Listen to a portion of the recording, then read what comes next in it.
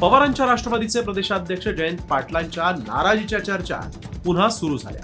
माझी गॅरंटी घेऊ नका, माझं काही खरं नाही, असं जाहीररित्या पाटलांनी शेतकऱ्यांच्या मेळाव्यात सांगितलं. त्यामुळे सर्वांच्याच भुवया उंचावल्या. यावर त्यांचे जुने सहकारी आणि अजित पवारांच्या राष्ट्रवादीचे मंत्री हसन मुश्रीफांनी शिक्कामोर्तब केलं. जयंत पाटील नाराज असून त्यांनी माझ्याकडे नाराजी व्यक्त केल्याचा दावा मुश्रीफांनी केला. माझी गॅरंटी घेऊ नका, माझं काही खरं नाही.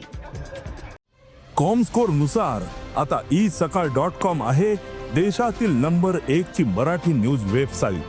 प्रत्येक अपडेटसाठी isakal.com ला नक्की भेट द्या.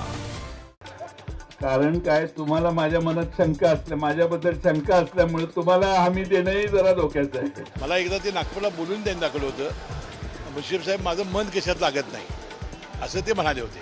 5 वर्ष ही सगळं टिकवणं, पक्ष टिकवणं, सत्तेत नसताना हे फार अवघड गोष्ट आहे.